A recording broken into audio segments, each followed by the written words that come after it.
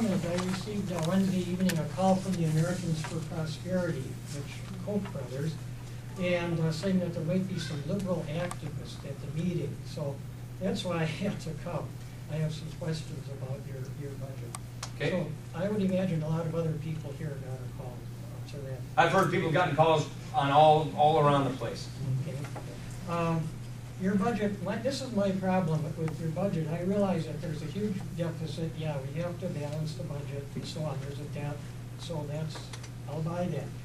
But the budget effectively ends Medicare as we know it for individuals 54 and over. And I know you'll You mean see 54 and below, you're saying? Pardon? You meant to say 54 and below. I take issue with the claim itself, but yeah. Yeah, not over, 54 and below, pardon me. And I haven't heard a lot of, comments to the, saying that that's not true. You said that there's a lot of false information out Sure. there. Okay, let me say it right now. I haven't heard that. Okay, it's not true. There, how's that? Here's basically what we're saying, and it's different than what the president's law does. We're saying make no changes to Medicare for current seniors and people 10 years away from retiring. The president, under his health care law, created this new board called the Independent Payment Advisory Board. It's 15 people that he appoints. He'll appoint them next year. They serve 6-year terms. And they have a target that he's given them in the law to cut money from Medicare to providers. It averages out to about $10,000 per person over the 10-year period. On his speech a couple of weeks ago, he upped the target by, I think, $480 billion and said, I think that's the number, cut even more, and that's out of the current seniors. Now, first of all, we propose to repeal the president's health care law. We also propose not to take money from Medicare to spend on this other government program. If money's going to a program, I've always said this about Social Security as well, it should go to that program, not something else. So we reverse the funding flow and prevent Medicare from being used as a piggy bank to fund this other entitlement. We restore it to Medicare's solvency, and we repeal this board. Because I really believe this board, which will basically impose price controls on Medicare, will lead to lower quality health care for current seniors. The Medicare actuaries are telling us that if they keep doing more of this, it's just going to cause more providers just to drop taking Medicare altogether. But the reason the president proposes this is he is acknowledging that Medicare is growing at an unsustainable rate, and it won't be there in the future on the path it's on.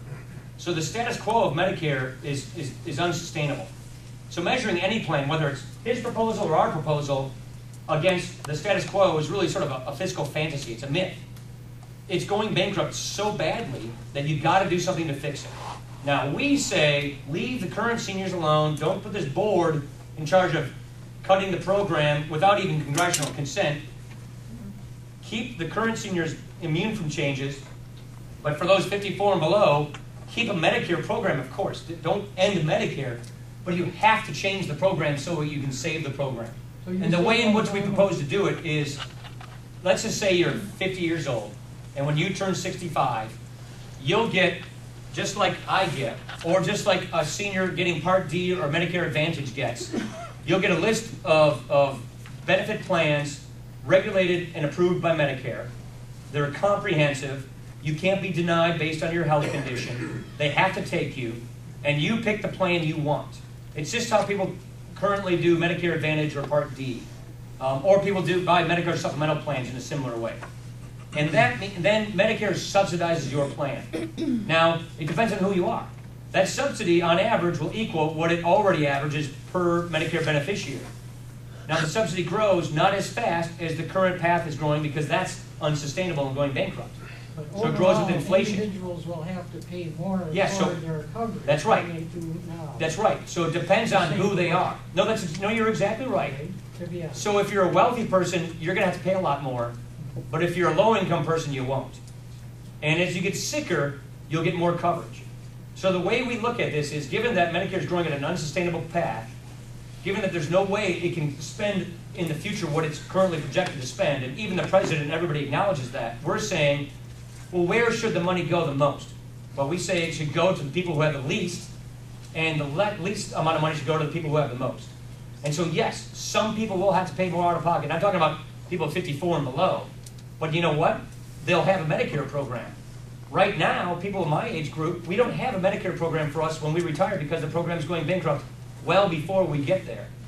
And the point I keep trying to make is, as I mentioned with the fiscal gap, every year you delay fixing this, you get that much deeper in the hole. It's that you're that much more less likely able to prevent benefit changes for current seniors. You literally go in the hole over $1 trillion every year in just Medicare alone. And so that's a big issue that we got to deal with. Okay, we got a little carried away with the Medicare there.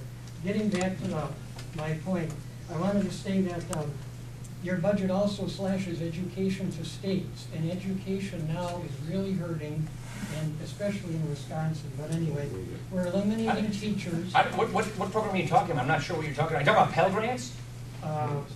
Okay, it's all I know here. Slashes funding for education to states, eliminating teachers, increasing class sizes, reducing. No, it doesn't. That's all state issues. That Job doesn't. skill training also. I see. We Okay, so need job skill training. training Yeah. more than ever. Yeah. So what we're saying is, there's 49 different job training programs scattered across 9 different federal agencies in the federal government.